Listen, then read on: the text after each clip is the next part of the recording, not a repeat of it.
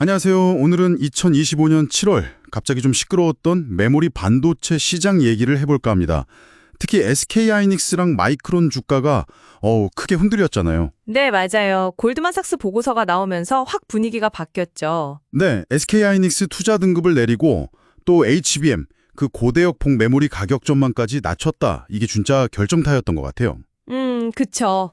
AI 때문에 계속 좋을 줄만 알았는데, 이면에는 좀 다른 기류가 있었던 거죠. 그러니까요.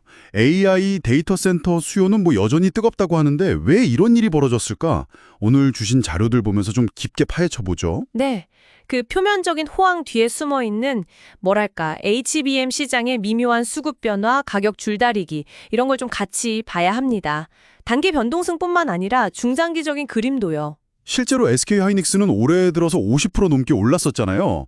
엔비디아 같은 AI 기업들, 그 HBM 수요 폭증 덕분에요. 네, 정말 대단했죠. 근데 그 보고서 하나에 하루 만에 거의 9%가 빠졌으니까요. 네, 충격이 컸죠. 마이크론도 마찬가지였고요. 연초 대비 38% 올랐다가 좀 주춤했죠. 네, 마이크론은 SK하이닉스보다는 상승폭이 좀 작긴 했지만요. 어쨌든 이 갑작스러운 변화, 역시 HBM 가격 전망이 핵심인 거죠. 그렇습니다. 그 골드만삭스 보고서가 콕 집어서 얘기한 게 2026년에 HBM 가격이 두 자릿수 %로 떨어질 수 있다는 거였어요. 두 자릿수요? 와, 그건 좀 큰데요? 그렇죠. 가장 큰 이유는 역시 공급이에요. 이제 SK 하이닉스뿐만 아니라 마이크론, 삼성전자까지 다들 경쟁적으로 HBM 생산을 확 늘리고 있거든요. 아, 경쟁이 심화되는군요. 네. 그리고 또 하나는 고객사들, 그러니까 엔비디아 같은 큰 손들이죠. 이 고객사들이 원가를 좀 낮추려는 압박도 있고 예전이랑 다르게 구매 계약 방식도 좀 바꾸고 있어요. 장기 계약 같은 걸로 가격 협상력을 높이려는 거죠. 수요처의 힘이 강해진다. 맞습니다. HBM이 아무리 AI 서버에 필수적이라지만 이 공급 과잉 우려가 현실이 되면 가격 하락은 피하기 어렵고 그건 바로 이익 감소로 이어질 수밖에 없거든요. 실제로 SK하이닉스 2026년 영업이익 전망치도 그래서 꺾인 거고요. 기존에는 계속 성장할 걸로 봤는데 이제 감소할 수도 있다는 쪽으로 바뀐 거죠. 아, HBM 가격 말고 또 다른 위험 요인 같은 건 없을까요? 자료 보니까 뭐 경쟁사 생산 확대는 말씀하셨고 인텔이나 AMD 같은 다른 고객사들의 전략 변화 이것도 별수네요. 네, 그것도 중요하죠. 고객사들이 자체 AI 칩을 만든다거나 뭐 주문 전략을 바꾸면 수요에 영향을 줄 수 있으니까요. 그리고 중국의 투자 둔화 가능성이나 계속되고 있는 미중 기술 규제 같은 이런 외부 변수들도 무시 못하고요. 복잡하네요, 정말. 그렇죠. 근데 또 한편에서는 HBM 기술 자체가 워낙 진입 장벽이 높으니까 장기적인 성장세는 괜찮을 거다 이런 시각도 있긴 합니다. 마이크론 얘기도 좀 해보면요. 거기도 HBM 공급 늘리고 있고 또 미국 정부 지원 같은 기대감도 있잖아요. 네, 마이크론도 공격적으로 나서고 있죠. 미국의 그 반도체법, 칩스법 수혜 기대감도 있고요. 하지만 말씀하신 대로 HBM 평균 판매 단가 하락, 이 압박에서는 자유로울 수는 없어요. 단기적으로는 좀 부담이 될 수 있죠. 다만 마이크론은 SK하이닉스랑 좀 다른 게 AI 말고도 자동차, 모바일, PC 이쪽 포트폴리오가 더 넓게 분산돼 있거든요.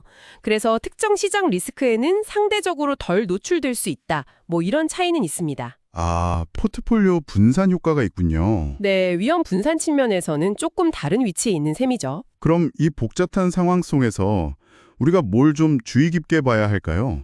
단순히 주가 오르내리는 것만 볼 순 없잖아요. 결국은요, 그 HBM 가격이랑 기존 D램 가격이 실제로 어떻게 움직이는지, 그리고 각 회사들 시장 점유율이 어떻게 변하는지 이걸 계속 봐야 합니다. 가격과 점유율. 네. 그리고 또 AI 서버 투자가 정말 예상대로 계속 이어질 건지 이 큰 흐름을 봐야 하고요.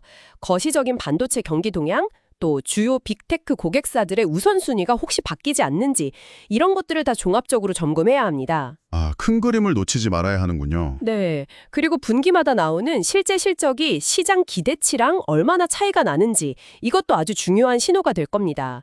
단기적으로는 변동성이 커질 수 있겠지만 장기적인 AI 성장 스토리가 여전히 유효한지는 이런 지표들을 통해 가늠해 볼 수 있을 거예요. 네, 정리를 좀 해보면 장기적으로 AI 수요는 탄탄하지만 단기적으로는 HBM 시장 안에서 공급이 늘고 경쟁이 치열해지면서 가격 하락 우려가 나오는 거다.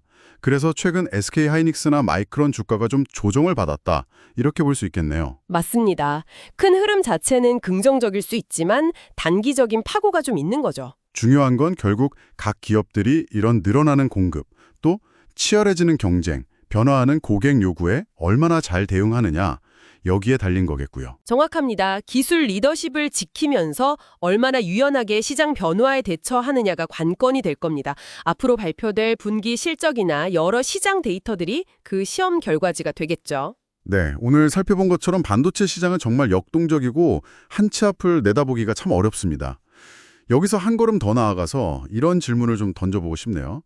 지금은 다들 HBM 생산 능력을 늘리는 데 집중하고 있는데 이걸 넘어서서 이 반도체 기업들이 미래 시장에서 정말 확실한 승자가 되려면 지금 어떤 다음 혁신을 준비해야 할까요? 기술적인 우위는 물론이고 또 어떤 새로운 전략적 카드가 필요할지 한번 생각해 보시는 것도 재미있을 것 같습니다.